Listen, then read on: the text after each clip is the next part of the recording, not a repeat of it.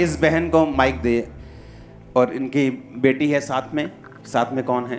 बेटी है और बेटा है, छोटी बहन है। छोटी बहन है, ओके।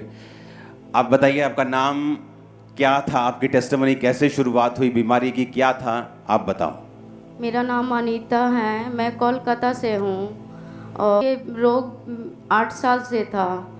और मैं काफ़ी मतलब कि पहले एलर्जी होता था, मतलब ठंड लगने से बहुत ज़्यादा एलर्जी हो जाता था, पर ये सब कुछ नहीं हुआ। काफ़ी साल पहले जब मैं खाना खाने बैठी पापा के घर में, अचानक मैं चावल जब मिक्स कर रही थी हाथ से, बस मेरा नेल निकल गया। और बेसिन में जैसे हाथ धुलने गई तो नेल निकल गया। तो जब बहुत ज़्यादा जलन हो रही थी तो रोने लगी। तो पापा बोले क्या हुआ, सब ठीक हो जाएगा, चिंता मत करो। तो पापा लोग तो मसीह परिवार में थे फिलहाल, तो हम जहाँ पे मेरा शादी पापा लोग कराए उन लोग मसीह परिवार में नहीं है। फिर भी पापा बहन लोग बोलती थी, छोटी बहन मसीह पर तो बोलती थी परमेश्वर को मानोगी तो सब ठीक हो जाएगा।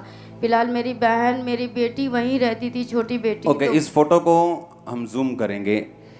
जब इनका आपका रोग आपने चेक करवाया तो क्या था ये मेडिकल भाषा में? डॉक्टर ने आके कहा सोराइसिस है। तो और इसका इलाज क्या है? इसका इलाज डॉक्टर ने कहा कि ये सारा ज़िंदगी ऐसी रहेगा।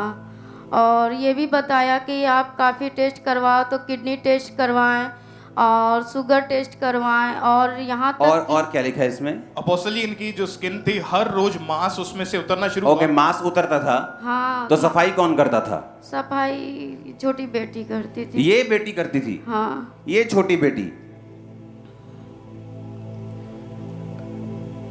और क्या फेस करते थे, क्या लिखा है टेस्टिमनी में? अपोस्टल जी, जब पहले इनका एक नाखून उतरा, धीरे धीरे उस चमड़ी के रोग के कारण इनके सारे नाखून जो थे वो उतरने शुरू हो चुके थे। और इनके बच्चे मुट्ठियां भर भर के बेड से इनका मांस जो था वो इकट्ठा करते थे। डॉक्टर ने बताया कि जब ब्लड टेस्ट हुए उन्होंने बताया सोराइसिस नाम का रोग हो गया, इसका कोई इलाज नहीं है, मेडिसिन खाओ, लेकिन कोई हल इनको कुछ नहीं मिलता था। डे बाय डे ये रोग इतना बढ़ गया था कि इनको अलग रूम में आइसोलेट कर दिया गया था। वे एक कमरे में इनको बंद करके रखते थे, गंदी स्मेल आती थी और लोग इनके पास जब आते थे इनको देख के वो बाहर से ही, कमरे के बाहर से ही बाहर चले जाते थे, इनको देखना भी पसंद नहीं करते थे। धीरे धीरे ये बहन की हालत खराब होती गई और टोटली तो बच्चे, ये बेटी सफाई रखती थी आपके रूम की। हाँ। उस समय क्या कंडीशन थी, खुल के बताओगे? आप तो निकली हैं उस पोजीशन से, कैसा महसूस होता था, क्या होता था? बहुत जलन भी होती थी, दर्द भी होती थी। हम इन लोग को दूर भी करते थे कि मेरे पास मत आओ, क्योंकि सभी लोग बोलते हैं कि वो छूत का रोग हो गया, डॉक्टर भी बोलते हैं। और फिर परिवार के भी लोग,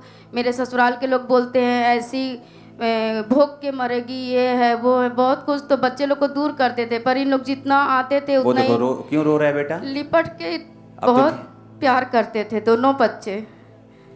और अपोस्टल जी, इनकी छोटी बेटी इनको डायपर लगाती थी, डायपर चेंज भी करती थी। ओके, डायपर भी लग गए थे आपको? जी, जितना वो सफाई करना, डायपर चेंज करना सब, और ये बेटा कपड़ा धुलना, नहलाना, दवा लगाना, पूरे पीठ उठ में सब, पूरे बॉडी में दवा लगाते थे दोनों बच्चे। बेटा डायपर तू चेंज करती थी मम्मा के? यस पापा जी। वाओ।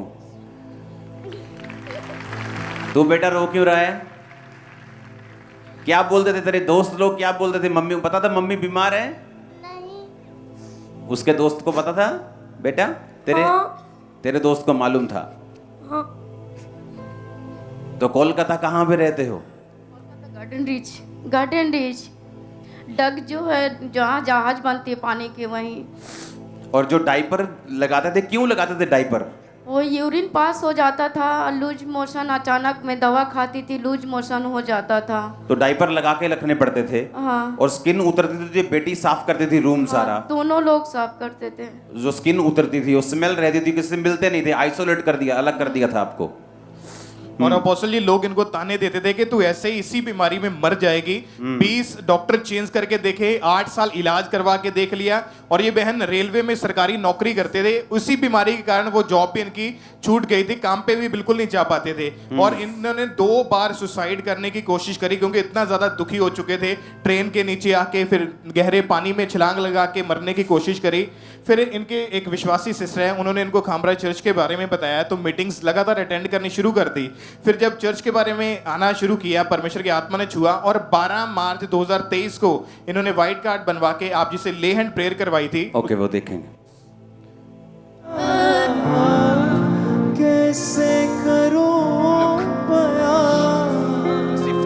रज़ा की डूबी नहीं आँखों किनारे लगा दिया मुझको है दीन सा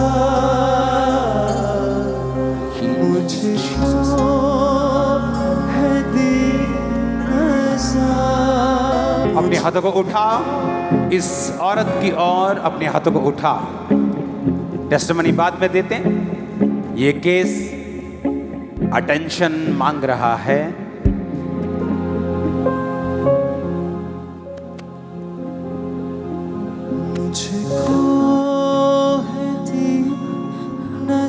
ऐसे पेशेंट्स को आप हमेशा इमरजेंसी में रखते हैं, क्योंकि ताकि लोगों को इनसे दिक्कत ना हो। लेकिन आज आपने इसे यहाँ रख दिया, ये शायद खुदा की योजना है। आमीन आमीन आमीन। मुझको है दीन सा, आमीन। मुझको है दीन सा, रब से मिला दिया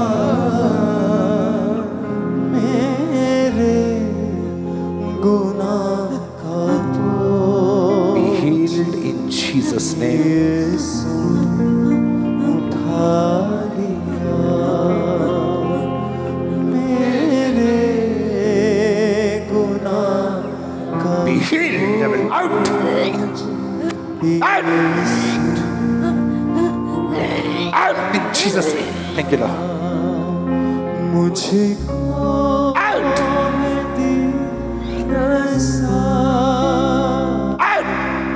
मुझको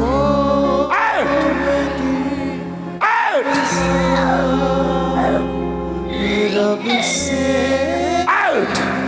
मिला दिया मेरी मत तेरी मसीहा, कैसे करूं बयां।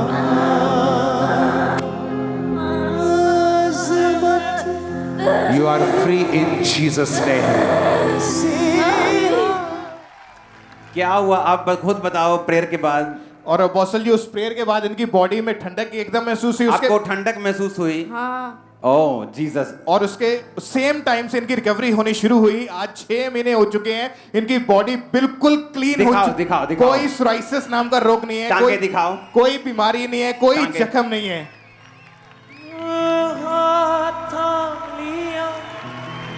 हालेलुया।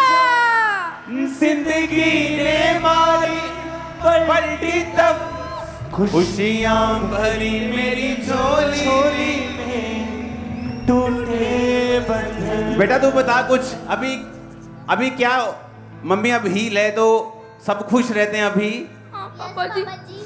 वाह, तुम्हारे कपड़े कितने सुंदर हैं दोनों के। थैंक यू पापा। कोलकाता से फ्लाइट में आए हो कि ट्रेन में आए हो? ट्रेन में। फ्लाइट में भेजूं वापिस? हाँ जहाज में लोगों को गवाहियां देते जाना। हालेलुया। हालेलुया।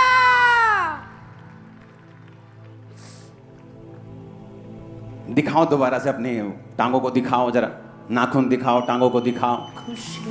ओह जीसस। मेरी झोली में टूटे बंधन। अपने हाथों को उठाओ। Thank you Jesus. हमारे YouTube चैनल को सब्सक्राइब करें ताकि आप परमेश्वर के गहरे वेदों को जान सकें कि कैसे आप परमेश्वर में बढ़ सकते हैं, कैसे आप दुष्ट आत्माओं से, नशों से, बीमारियों से और वंशों के श्रापों से आजाद हो सकते हैं।